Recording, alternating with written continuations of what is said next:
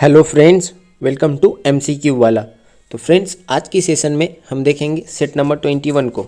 इससे पहले हमने 20 प्रैक्टिस सेट कंप्लीट करा रखा है। आप में से किसी ने भी अगर मिस किया है तो जाके प्लेलिस्ट में सारी वीडियोस को अच्छे से देख लीजिएगा।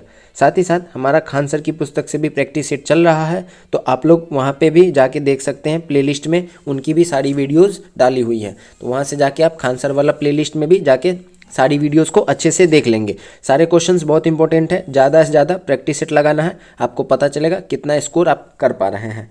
बहुत सारे लोगों का कमेंट आ रहा है कि सर मैथ और रीजनिंग के लिए भी अलग से वीडियो बनाइए। तो ये सेट जीके जीएस का कंप्लीट हो जाएगा, तो उसके बाद हम क्या करेंगे कि इसी सेट का जो मैथ और रीजनिंग का क्वेश्चन है उसको भी अच्छे से एक्सप्लेन करके, क्योंकि एक ही वीडियो में एक्सप्लेन करने से क्या होगा, वीडियो बहुत लंबा हो जाएगा। तो अभी जीके जीएस कर लेते हैं, उसके बाद हम क्या करेंगे कि मैथ रीजनिंग के लिए अलग से वीडियो बना लेंगे और वो अपलोड कर देंगे। तो वो आप लोग अच्छे से देख लीजिएगा, जैसा आप लोग का डिमांड रहेगा उस हिसाब से मैं वो वीडियो को बना के अपलोड कर दूंगा।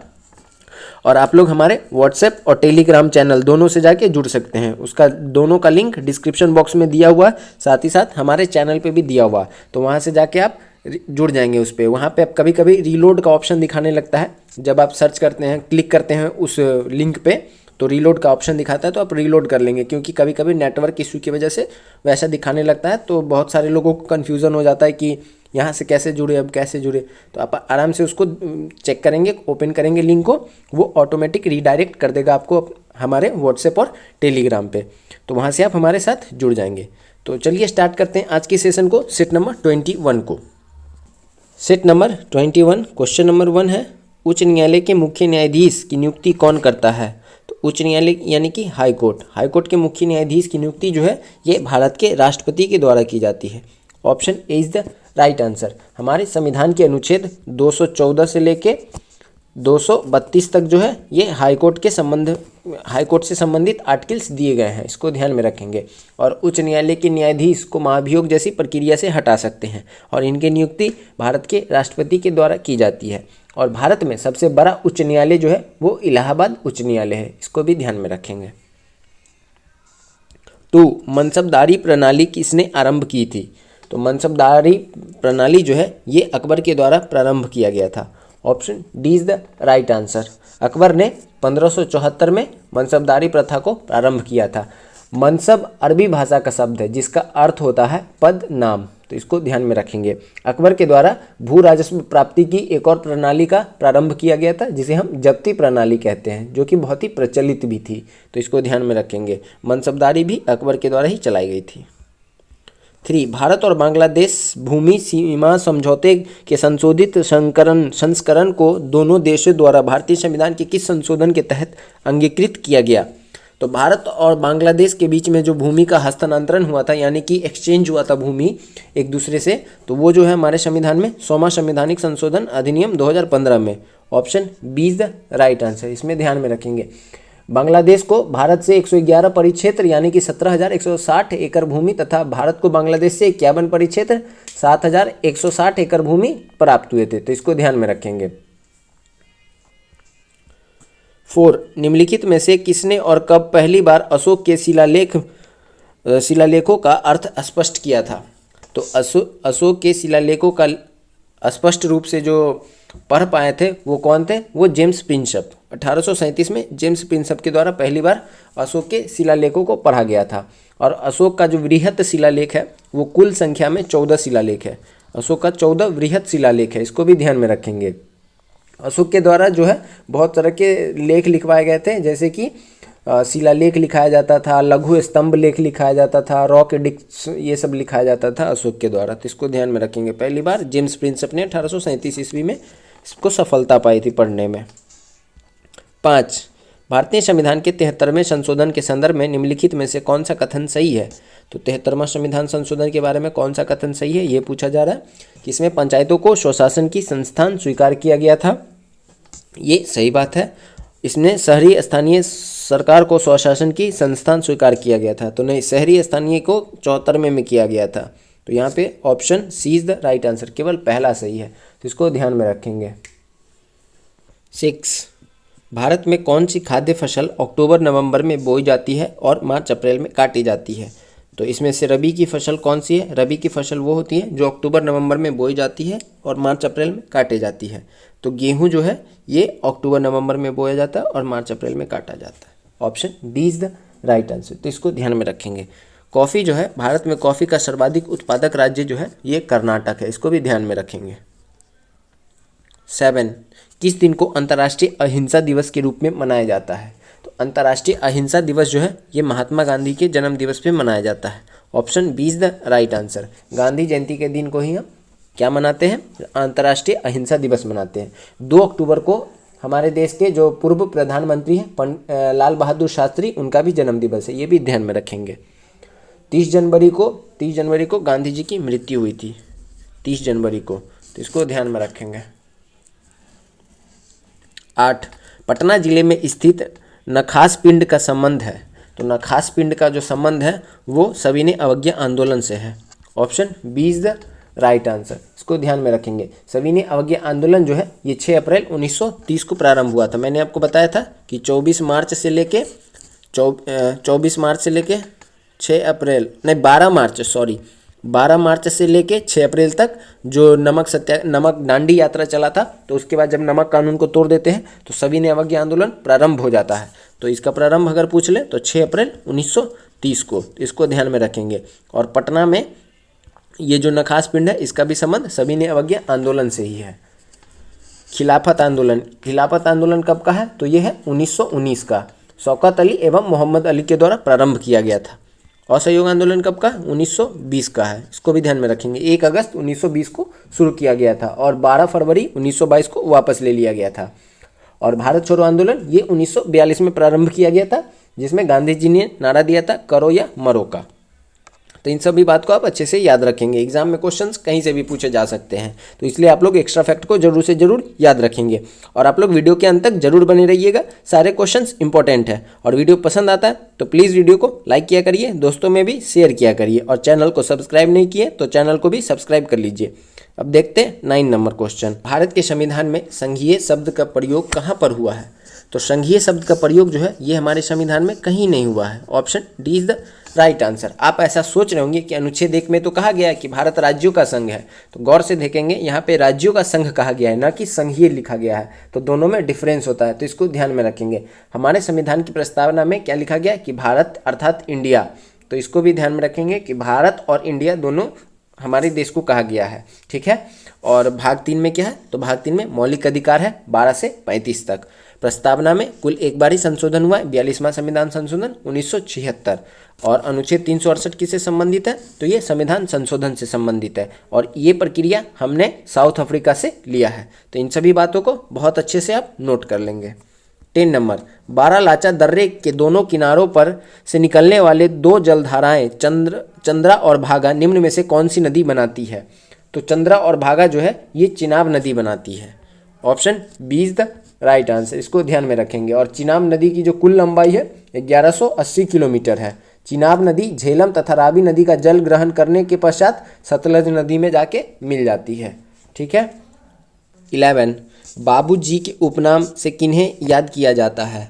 तो बाबूजी के उपनाम से जगजीवन राम को याद किया जाता है। Option B is the right answer. इसको ध्यान में रखेंगे। कुछ और व्यक्ति हैं जिनके उपनाम प्रसिद्ध उपनाम है, जैसे कि चित्तरंजन दास, इनको देशबंधु बुलाया जाता था। रविन्द्रनाथ टैगोर को गुरुदेव बुलाया जाता था। उसके बाद जयप्रकाश नारायण को लोकनायक जयप्रकाश बुलाया जाता था। श्री कृष्ण सिंह को बिहार केसरी बुलाया जाता था। तो इन सभी बात को आप याद रखेंगे। क्वेश्चन नंबर 12, संविधान का कौन सा संशोधन राजनीतिक दल बदल से संबंधित है? तो संविधान में 52वां संविधान संशोधन जो है ये दल बदल से संबंधित है। तो option B is the right answer. इसको ध्यान में रखेंगे। ये क्या बोला जाता है कि कोई भी व्यक्ति किसी भी पार्टी के चिन्ह पे अगर चुनाव लड़ता है तो उसके बाद वो अकेले नहीं जा सकता, कि मतलब दल बदल के। अब जैसे कि कांग्रेस से कोई चुनाव लड़ा, जीत गया, अब वो बीजेपी में नहीं जा सकता है। कब जा सकता है? जब वो बहुमत दल का नेता खुद हो और पूरी पार्टी को लेके जाके मिलता है, तब वो जा सकता है। इसका बहुत सारा प्रावधान है, तो इसको बस आपको ये पता होना चाहिए कि ये 52वां संविधान संशोधन के तहत दल बदल जो अधिनियम था उसको संविधान में जोड़ा गया था। ठीक है। इसमें बहुत सारे प्रावधान है अलग अलग रूप में। जैसे कि आपने अभी सुना होगा कि AIMIM के जो विधायक थे बिहार में 4, उसमें से 3 को मिला लिया गया RJD में। तो वहाँ पे तो दल बदल नहीं आया। क्यों नहीं आया? क्योंकि दल बदल में बहुत सारे सब क्लॉज हैं, उसके अंदर बताया गया कि किस तरह से कोई भी व्यक्ति जो है वो दूसरी पार्टी को ज्वाइन कर सकता है। तो उसके सारे प्रावधान जो है ये 52वें संविधान संशोधन 1985 में आया था, उसके तहत संविधान में जोड़ा गया था। 13 निम्नलिखित में कौन सा पंचायती राज से संबंधित है? तो पंचायती राज से संबंधित कौन सी समिति है? तो ये बलवंत राय मेहता समिति। Option B is the right answer. इन्हीं के सिफारिश पर 3 स्तरीय पंचायती राज हमारे यहाँ 3 स्तरीय पंचायती राज प्रणाली है हमारे यहाँ, तो इसको ध्यान में रखेंगे। ये नानावती आयोग ये किससे संबंधित है? तो ये गुजरात दंगे की जांच से संबंधित है, इसको भी ध्यान में रखेंगे। और ये जो है लिब्राहन आयोग जो है ये बाबरी मस्जिद से संबंधित है, इस सब को ध्यान में रखेंगे क्योंकि ये सब अभी रिसेंट में बहुत हॉट टॉपिक चल रहा है। बाबरी मस्जिद, मंदिर, ये सब हॉट टॉपिक है, तो इसको ध्यान में रखेंगे। हमें क्या करना है? एग्जाम में क्वेश्चंस बनाना है, तो उस ओरिएंटेड आप इसको अच्छे से ध्यान में रखेंगे। और शाह आयोग, इसका संबंध जो है वो आपातकाल से है, तो इन सभी समिति को आप अच्छे से ध्यान रखेंगे। 14 कौन विदेशी आक्रमणकारी कोहिनूर हीरा एवं मयूर सिंहासन को लूटकर अपने साथ स्वदेश ले गया? तो मयूर सिंहासन और कोहिनूर हीरा को किसने लूट लिया था? तो ये ईरान का शासक था Nadir Shah. Option B is the right answer, तो ये ध्यान में रखेंगे। 1739 में इसने दिल्ली पर आक्रमण किया था, उस समय दिल्ली का शासक मोहम्मद शाह था। और उसके बाद ये क्या किया था कि कोहिनूर हीरा और मयूर सिंहासन जो है यहाँ से लूट कर ले गया था, तो इसको ध्यान में रखेंगे। मयूर सिंहासन पर इस तरह से बैठने वाले जो अंतिम मुगल शासक हैं वो मोहम्मद शाह थे। नाउ 15 हाल ही चर्चा में आए अंतिम पंघाल कौन सा खेल खेलते हैं? तो अंतिम पंघाल जो है ये किस खेल से संबंधित है? तो इनका संबंध है कुश्ती से। Option A is the right answer. दिसंबर 2022 में भारतीय महिला पहलवान है ये अंतिम पंघाल जो है ये महिला है, इनको United world wrestling rising star of the year के सम्मान से भी सम्मानित किया जा चुका है दिसंबर 2022 में, इसको भी ध्यान में रखेंगे। और ये हरियाणा जिले की है, अंतिम पंघाल कुश्ती से संबंधित है, हरियाणा जिले की है। 16 भारत में निम्नलिखित में से कौन सा वन्यजीव अभ्यारण्य है जो गैंडा के संरक्षण की परियोजना चला रहा है? तो गैंडा संरक्षण परियोजना जो है ये किस वन्यजीव अभ्यारण्य में चलाया जा रहा है? तो काजीरंगा में चलाया जा रहा है। Option C is the right answer. Kaziranga national park कहाँ पे? तो ये आसाम में है। एक सिंह के गैंडे के लिए प्रख्यात है काजीरंगा नेशनल पार्क। गिर जो है ये बब्बर शेर के लिए प्रख्यात है जो कि गुजरात में है। बांदीपुर कहाँ पे? तो ये कर्नाटक में है और ये बाघ के लिए प्रसिद्ध है बांदीपुर। और पेरियार कहाँ पे है? तो ये केरल में है। और ये हाथियों के अभ्यास का हाथियों के क्या बोले उसको अभ्यास ने आवास का हाथियों के आवास का सबसे बड़ा ये वन्यजीव अभ्यारण्य है, पेरियार केरल के अंदर है। तो इन सभी नेशनल पार्क को आप अच्छे से याद रखेंगे। 17 किसी संस्थान की लाभप्रदता निर्भर करती है? तो लाभप्रदता जो है ये निर्भर करती है न्यास के संसाधन की गति पर। Option C is the right answer. न्यास परिषद क्या होता है? तो ट्रस्टशिप की विचारधारा जो है ये महात्मा गांधी जी के द्वारा दिया गया था। तो न्यास के संसाधन की गति पर, इसी को ट्रस्टशिप भी बोला जाता है, तो इसको ध्यान में रखेंगे। 18 विशुद्ध रूप से संगमरमर का गुंबद इनमें से किस मुगल इमारत में सबसे पहले देखा गया था? तो ये देखा गया था एतमादुल्ला के मकबरा में। Option D is the right answer. ये एतमादुल्ला जो था ये कौन था? तो ये जहांगीर का जो था वो ससुर था, और इसका जो मकबरा है वो नूरजहां ने बनवाया था, इसको भी ध्यान में रखेंगे। 19 सूर्य का अध्ययन करने वाला पहला अंतरिक्ष आधारित मिशन आदित्य L1 के प्रधान वैज्ञानिक के रूप में अक्टूबर 2022 किसे नामित किया गया था? तो आदित्य L1 ये क्या है? तो ये एक सौर्य मिशन है, सूर्य के अध्ययन के लिए इसको भेजा गया है। और इसके प्रधान वैज्ञानिक जो है वो कौन है? तो Shankar Subramaniam. Option B is the right answer. ये श्रीहरिकोटा से 2 सितंबर 2023 को लॉन्च किया गया है, तो इसको भी ध्यान में रखेंगे। 20 हिमनद का पिघलना सागर का जल स्तर बढ़ने से जुड़ी हुई एक सामान्य घटना है। हिमनद से जुड़ी यह घटना अधिकतर पाए जाते हैं, तो ये कहाँ पे पाए जाते हैं? तो ये उत्तरी ध्रुव में पाए जाते हैं। Option D is the right answer. विश्व का सबसे बड़ा ग्लेशियर जो है वो अंटार्कटिका में लैम्बर्ट ग्लेशियर है, ये भी ध्यान में रखेंगे। और सियाचिन ग्लेशियर जो है ये विश्व की सबसे ऊंची स्थान पर अवस्थित सैन्य स्थल है। सियाचिन ग्लेशियर जो है ये विश्व का सबसे ऊंचा युद्ध क्षेत्र भी है। 21 सांची का स्तूप किस शासक ने बनवाया था? तो सांची का स्तूप जो है ये अशोक के द्वारा बनवाया गया था। अशोक मौर्य वंश के शासक थे, इन्हीं के द्वारा ये सांची का स्तूप बनवाया गया था। ये कहाँ पे है? तो ये मध्य प्रदेश में है और इसकी खोज जो है वो जनरल टेलर ने की थी, तो इसको ध्यान में रखेंगे। 22 डॉल्फिन रिसर्च सेंटर की स्थापना कहाँ की गई है? तो डॉल्फिन रिसर्च सेंटर जो है ये पटना में है। Option D is the right answer. Bhagalpur में क्या है? तो डॉल्फिन प्रजनन केंद्र है भागलपुर में, ये भी ध्यान में रखेंगे। और डॉल्फिन को राष्ट्रीय जलीय जीव भी घोषित किया जा चुका है। 23 नागार्जुन सागर बांध किस नदी पे बना है? तो नागार्जुन सागर बांध जो है ये कृष्णा नदी पे बना है। Option B is the right answer. Telangana और आंध्र प्रदेश की सीमा पे स्थित है नागार्जुन सागर बांध, तो इसको ध्यान में रखेंगे। मेट्टूर बांध कहाँ पे है? तो ये कावेरी नदी पे स्थित है, इसको भी ध्यान में रखेंगे। और कुछ और इम्पोर्टेंट बांध है जैसे कि सरदार सरोवर बांध ये नर्मदा नदी पे है, त्रिवेणी बांध गंडक नदी पे, पंचेत बांध झारखंड में अवस्थित है, तो इन सभी को याद रखेंगे। 24 भारतीय संविधान के अनुसार निम्न में कौन सा मूल अधिकार नहीं है? तो इसमें मूल अधिकार कौन सा नहीं है? तो सूचना का अधिकार, ये जो है ये मूल अधिकार में नहीं आता है। सूचना का अधिकार अधिनियम जो है ये 2005 में लाया गया था, तो इसको ध्यान में रखेंगे। मूल अधिकार शिक्षा का अधिकार है, भाषण का अधिकार है, जीवन का अधिकार है, कुल प्रकार के 6 मौलिक अधिकार है, ठीक है। और एक और था पहले 7वां हुआ करता था जिसको हटा, संपत्ति का जो अधिकार है 44वें संविधान संशोधन के तहत इसको हटा दिया गया और 300 के क में डाल दिया गया, तो उसके बाद से अब 6 प्रकार के मूल अधिकार हैं। और मूल अधिकार जो है ये हमने कहाँ से लिया? तो हमने ये अमेरिका से लिया है। आर्टिकल 12 से 35 तक मूल अधिकार की चर्चा है। नाउ 25 भारतीय संविधान का अभिरक्षक कौन है? तो भारतीय संविधान का अभिरक्षक जो है ये भारत का मुख्य न्यायाधीश है। मुख्य न्यायाधीश से क्या मतलब है?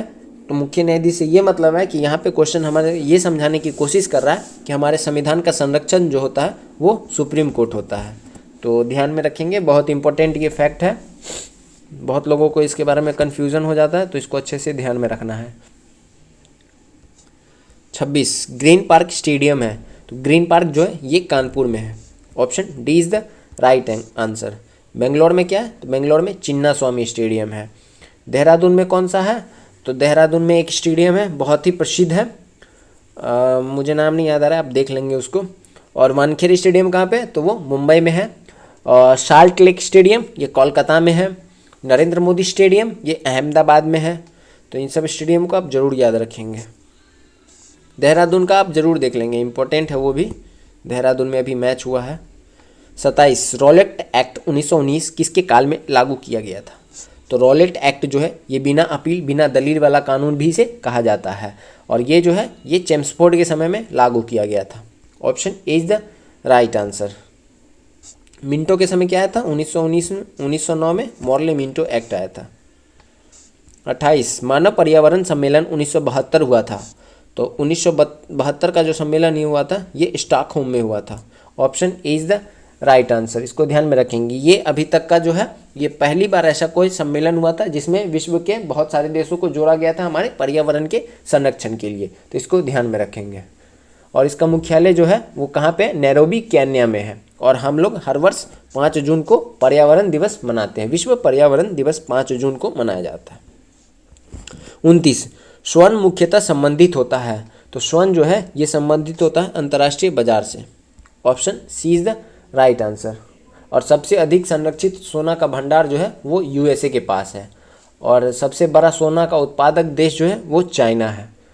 भारत में सबसे बड़ा सोना जो है ये कहाँ पे पाया जाता है? तो कर्नाटक में केजीएफ जो है यहाँ पे सोना पाया जाता है।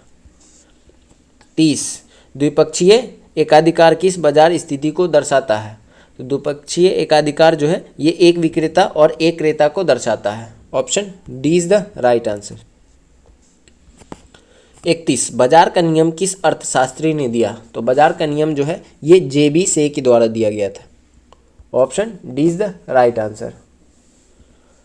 32 भारत की संविधान सभा किसके प्रस्ताव पर बनाई गई थी? तो संविधान सभा जो है ये कैबिनेट मिशन के अनुशंसा पे बनाई गई थी। Option D is the right answer.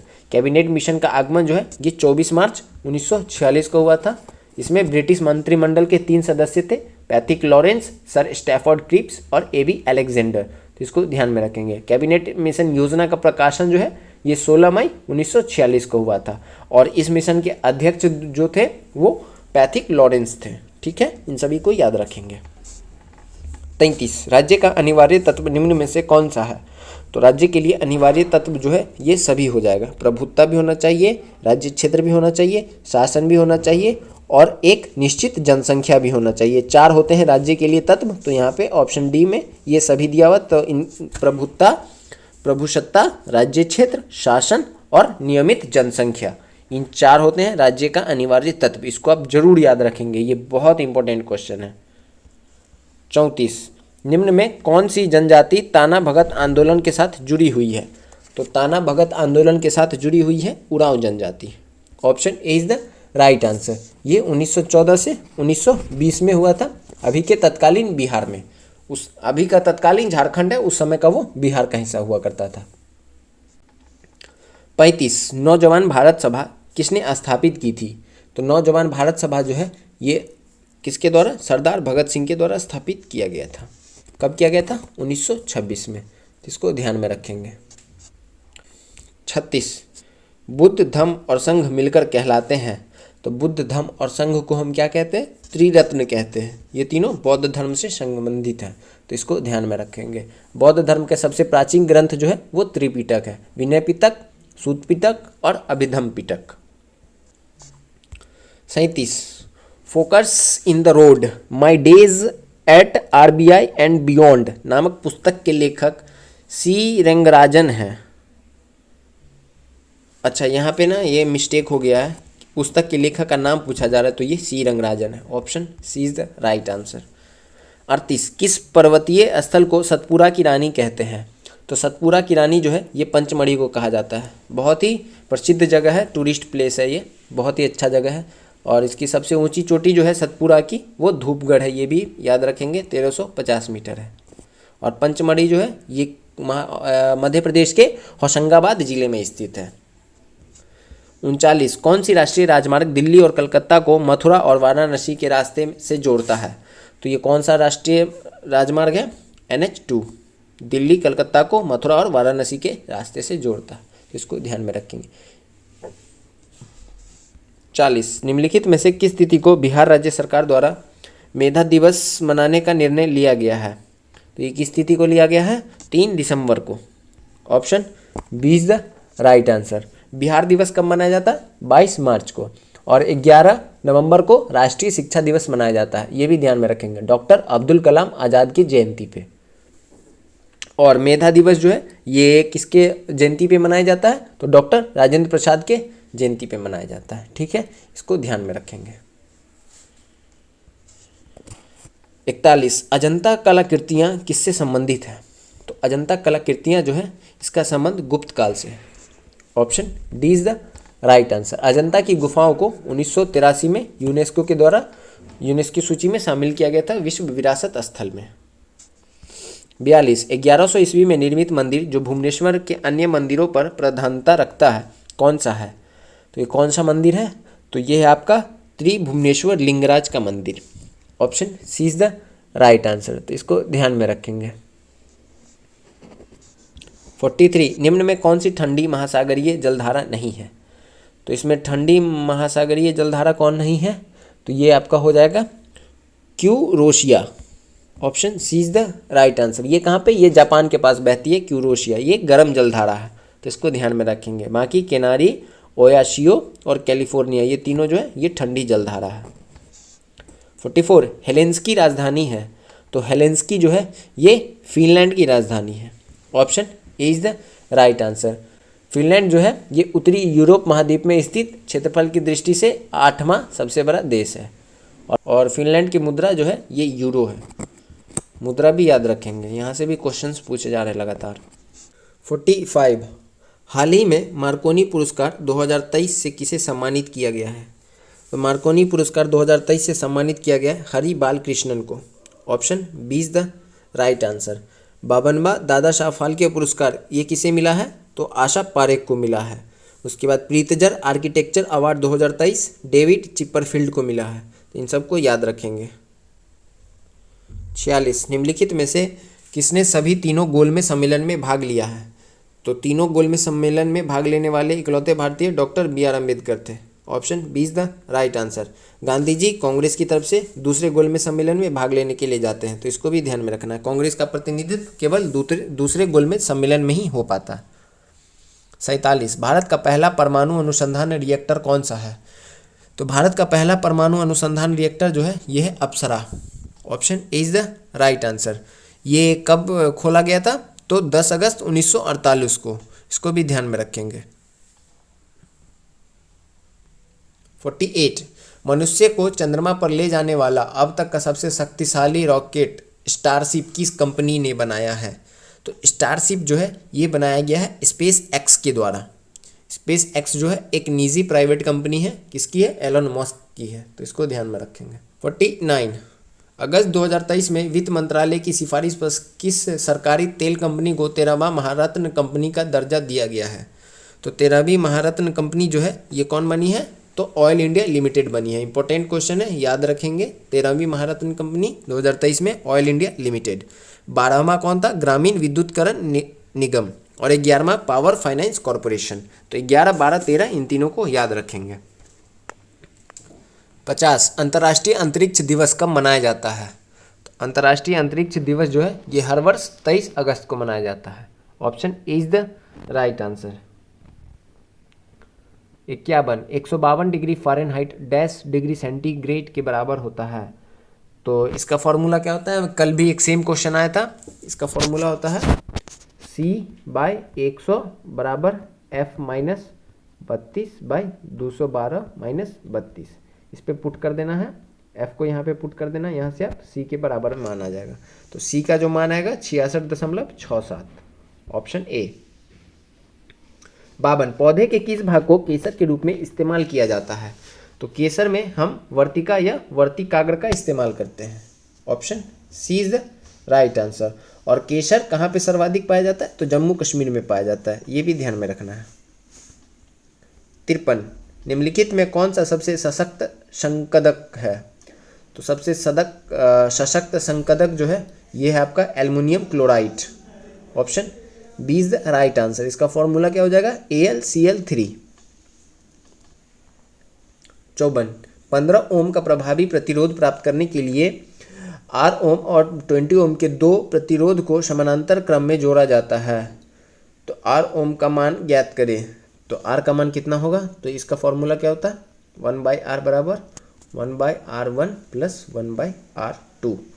हमारे पास क्या दिया हुआ है? 1/R की वैल्यू 15 दी हुई है और एक वैल्यू हमें निकालना है और दूसरा R का वैल्यू दिया हुआ है। दूसरा R का वैल्यू 20। इसको सॉल्व कर लेंगे, आंसर आएगा 60। Option C is the right answer, 60 ohm. 55, निम्न में से अधिक द्रव्यमान किसका है? तो सर्वाधिक द्रव्यमान जो है ये न्यूट्रॉन का है। Option C is the right answer. तो इसको ध्यान में रखेंगे। 1 मोल यानी कि 1 एवोगैड्रो संख्या ये किसके बराबर होता है? 6.022 इंटू 10⁻22 अणु के बराबर होता है 1 मोल। ये भी ध्यान में रखेंगे। 56, डैश एक ऐसी प्रक्रिया है जिसमें दो निकटतम फिटिंग भागों को एक फिलर सामग्री का उपयोग करके जोड़ा जाता है, जिसे उसके गलनांक से ऊपर गर्म किया जाता है और कोशिका क्रिया द्वारा अंतराल में वितरित किया जाता है। इसे क्या कहा जाता है? इसे कहा जाता है टाकना। Option C is the right answer. Questions को ध्यान से पढ़ लेंगे, थोड़ा सा कंफ्यूजिंग हो सकता है, अच्छे से पढ़ेंगे तो आपको समझ में आ जाएगा। 57, प्रकाश संश्लेषण प्रक्रिया में परिवर्तित निहित है। तो ये किस तरह परिवर्तन होता है इसमें? तो ये होता है आपका सौर ऊर्जा का रासायनिक ऊर्जा में। Option C is the right answer. तो इसको ध्यान में रखेंगे। मोमबत्ती में क्या होता है? रासायनिक ऊर्जा का प्रकाश एवं उष्मा ऊर्जा दोनों में होता है। विद्युत सेल में रासायनिक ऊर्जा को विद्युत ऊर्जा में, और लाउड स्पीकर में विद्युत ऊर्जा को ध्वनि ऊर्जा में, और माइक्रोफोन में ध्वनि ऊर्जा को विद्युत ऊर्जा में। 58, डेटॉल में मौजूद प्रतिरोधी यौगिक है। तो डेटॉल में क्या मौजूद होता है? तो ये एल्लोरोक्सीलेनोन। Option B is the right answer. ये क्या करता है? हमें कीटाणुओं से सुरक्षा प्रदान करता है। 59, निम्नलिखित 4 में से 3 स्तनपायी के उदाहरण हैं और इस प्रकार एक समूह बनाते, कौन सा इस समूह से संबंधित नहीं है? तो पेंगुइन जो है इसका संबंध स्तनपायी से नहीं है, तो option A is the right answer. 60 वयस्क मानव में रुधिर की सामान्य मात्रा होती है, तो वयस्क मानव में कितना रुधिर जो है ये 5 से 6 लीटर पाया जाता है। Option C is the right answer. महिलाओं में थोड़ा कम पाया जाता है, पुरुषों में महिलाओं के मामले में थोड़ा सा ज़्यादा होता है। और रक्त का पीएच जो होता है वो 7.4 होता है। 61 यदि अभिकारकों की कुल ऊर्जा अभिक्रिया के उत्पादन से अधिक है तो ऊष्मा मुक्त होती है और अभिक्रिया को डैश अभिक्रिया कहा जाता है, तो इसे क्या कहा जाता है, तो ऊष्माक्षेपी कहा जाता है। Option C is the right answer. 62 पत्तियों की कोशिकाओं में आप लवक कहाँ पाएंगे, तो पत्तियों की कोशिकाओं में जो लवक है वो कोशिका द्रव में पाया जाता है। Option B is the right answer. और लवक की खोज जो है 1865 में हैकल ने किया था, इसको भी ध्यान में रखेंगे। रंग के आधार पर लवक के प्रकार जो है वो कुछ इस तरह से हैं कि एक हरित लवक जिसे हम क्लोरोप्लास्ट कहते हैं, हरे रंग के होते हैं। वनी लवक इसे हम क्रोमोप्लास्ट कहते हैं, ये रंगीन लवक होता है। और एक होता है अल्वनी लवक अर्थात ल्यूकोप्लास्ट जो कि रंगहीन होता है। 63 एक्सोबायोलॉजी एक विज्ञान है जिसका संबंध है, तो इसका संबंध जो है ये किससे है, तो ब्रह्म अंतरिक्ष में जीवन के साथ। Option C is the right answer. 64 पित्तल किसकी मौजूदगी में निरंतर रहने से वायु में रंगहीन हो जाता है, तो पित्तल जो है ये हाइड्रोजन सल्फाइड की मौजूदगी में वायु में रहने से रंगहीन हो जाता है। 65 दृष्टि के अस्थायित्व का सिद्धांत किसके पीछे का सिद्धांत है, तो ये किसके पीछे का सिद्धांत है, तो सिनेमा के पीछे का सिद्धांत है। Option B is the right answer. 66 hormone के रूप में कार्य करने वाले प्रोटीन का उदाहरण बताएं, तो हार्मोन के रूप में जो है ये ऑक्सीटोसिन जो है ये हार्मोन के रूप में कार्य करने वाला प्रोटीन का उदाहरण है, oxytocin. Option B is the right answer.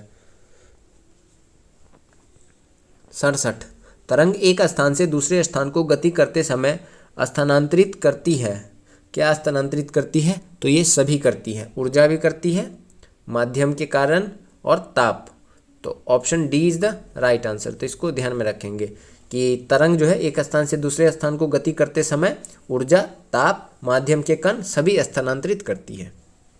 68 पारिस्थितिकी प्रणाली में प्राथमिक उत्पादक कौन होते हैं, तो प्राथमिक उत्पादक जो है ये कौन होते हैं, तो पादप होते हैं।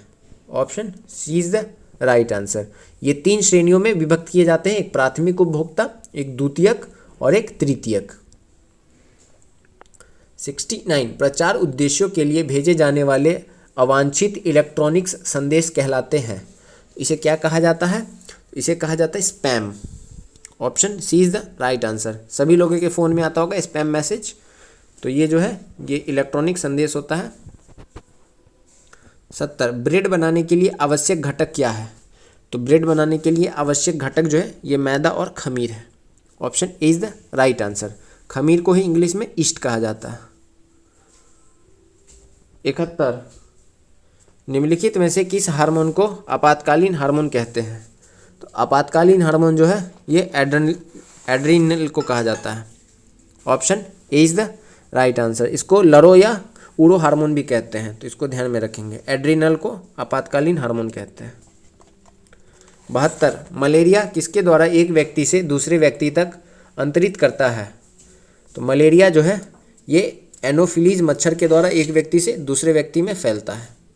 Option C is the right answer.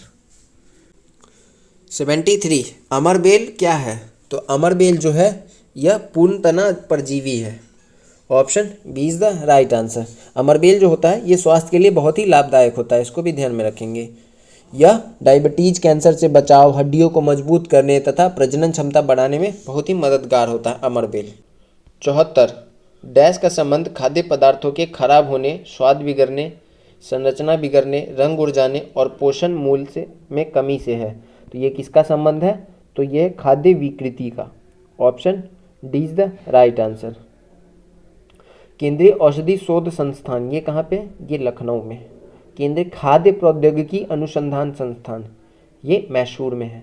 और राष्ट्रीय पोषण एवं अनुसंधान संस्थान ये हैदराबाद है। मैंने ये तीनों इसलिए बताया क्योंकि ये तीनों जो है ये स्वास्थ्य संबंधित है, यानी कि खाने पीने से संबंधित है, और यहाँ पे हमारे पास खाद्य पदार्थों के बारे में क्वेश्चन था, इसलिए मैंने ये तीनों को बता दिया है। 75 प्रकाश के विद्युत चुंबकीय स्वरूप की खोज किसने की थी? तो विद्युत चुंबकीय स्वरूप की खोज जो है ये मैक्सवेल के द्वारा किया गया था। Option C is the right answer. 1864 में किया गया था मैक्सवेल के द्वारा विद्युत चुंबकीय स्वरूप की खोज।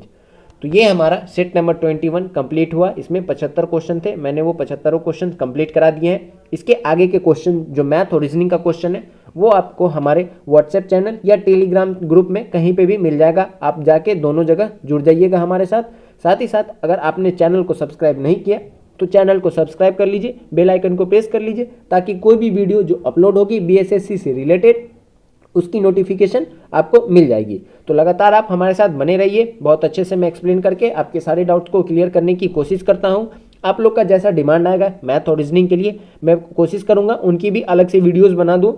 24-25 वीडियो लगेगा, वो सारा आपका कंप्लीट हो जाएगा। तो जैसा आप लोग का डिमांड रहेगा आप लोग कमेंट बॉक्स में बताएंगे, मैं उसके लिए पोल भी डालूंगा। जितने लोगों का 50% से अधिक लोगों का अगर उसमें पोल आता है कि हाँ करवाइए तो मैं ज़रूर करवा दूंगा। और उसके क्वेश्चंस को मैं अभी अपने ग्रुप में तो डाल ही रहा हूँ, उसके बाद मैं बहुत अच्छे से एक्सप्लेन करके सारे क्वेश्चंस को आपको बता दूंगा। तो लगातार आप लोग चैनल पे बने रहिएगा। सब्सक्राइब नहीं किए तो कर लीजिएगा, बेल आइकन को भी प्रेस कर लीजिएगा। तो चलिए कल मिलते हैं नए प्रैक्टिस सेट में, सेट नंबर 22 में। तब तक के लिए थैंक यू। जय हिंद।